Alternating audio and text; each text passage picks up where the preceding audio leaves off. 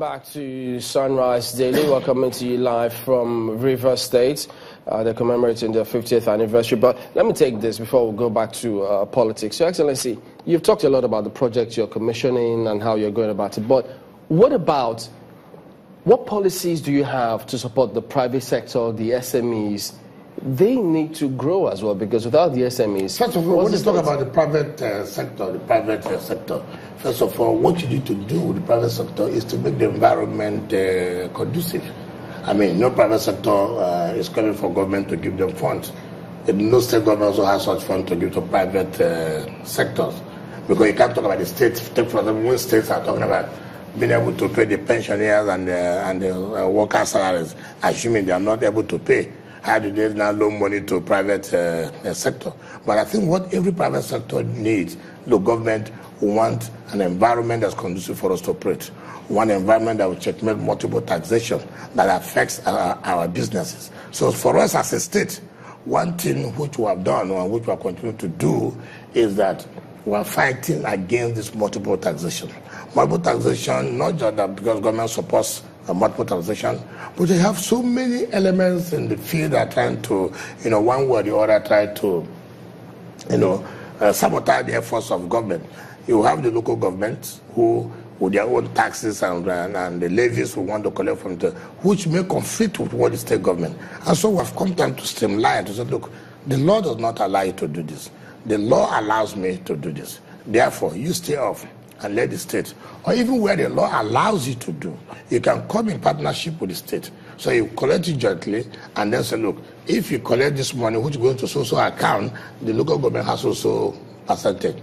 Because what most private investors do not want to see, today you have a demand notice from a local government that says this. Tomorrow you have a demand notice that comes from state government.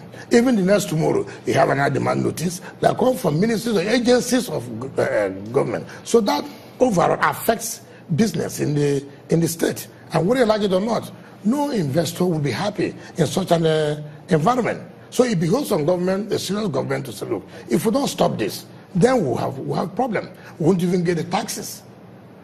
Or even when you think you're getting the taxes, they'll be preparing for them to leave and go to an environment that's very conducive. So it is for the government, first of all, to create a conducive environment for them to operate. When that happens, then you can see that the business will blossom. But if that does not happen, and that is what private investors have always hammered on issue of multiple taxation. So there's a better ease of doing business now in Rivers? Of course. In fact, like I said, there was a day somebody came to me and said, look, he was giving so demand notice. They came and they said, look, just do me a favor. The favor you're going to do, encourage them to come and collect the money tomorrow. And encourage them.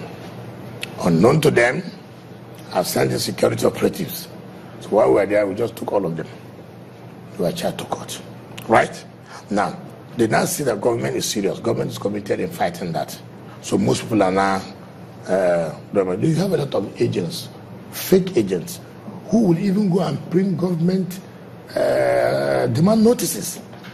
So you see, governance is so complicated.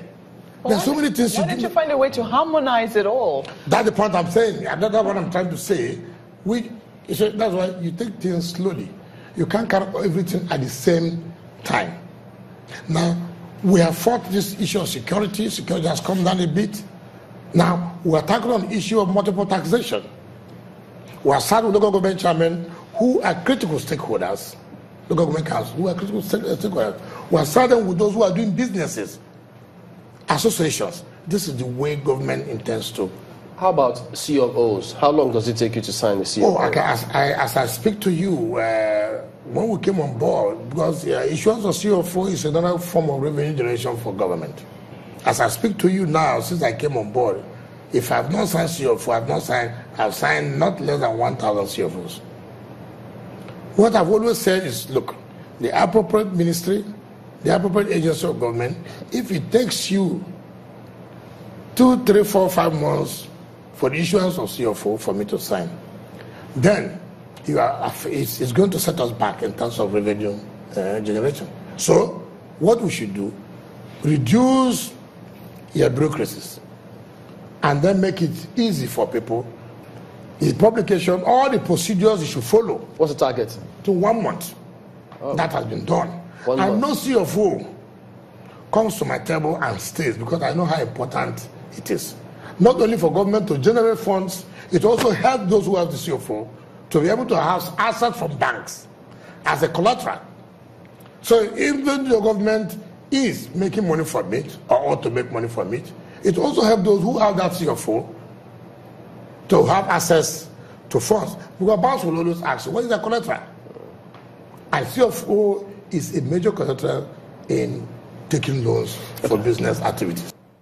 So this political thing people do, it's not everything you bring in politics. So what's the current situation? There's no problem in the River State politics. Go and see the money. In fact, ask them, even before I came, how much were they getting from the state?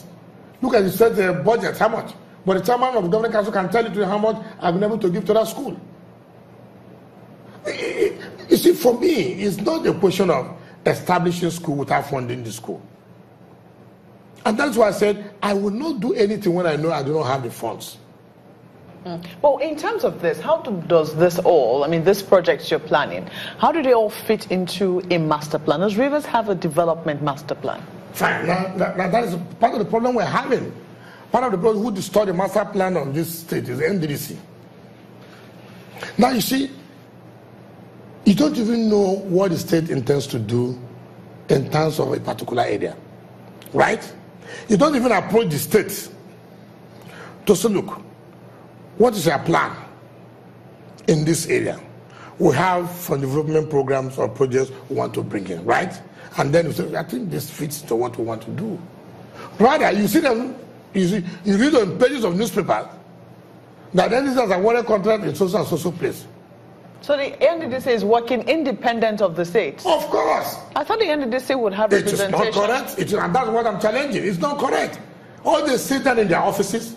You can imagine how, as a governor of a state, I'll see somebody brings a bulldozer and caterpillar. He's grading a road and he's doing roads from NDDC. You don't even know the intention of the state.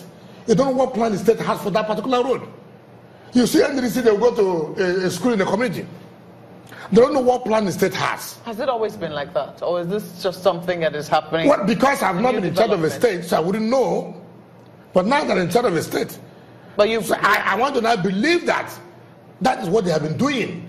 Because I don't see reason why they should be doing that. So if they are doing that now, they may not have started it now. That's what I'm saying. Have you made efforts to correct it? You see, we have written, but as I tell you, it will not work in River State. It will not work. Why? Why will it work? Why would I allow anybody to carry bulldozer to my state and start bulldozing road and then you carry police?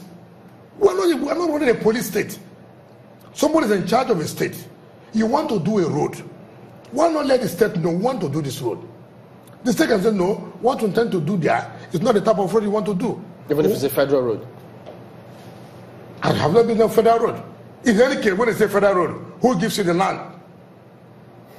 When they say federal road, who gives you the... Are you insinuating that you're stopping the work of NDDC? I'm not saying so. All I'm saying is you must not disturb the master plan of the state. If you want to do anything, you must have to liaise with the state. That's the point I'm making. So are you saying now that... You don't do it because you want to share contract.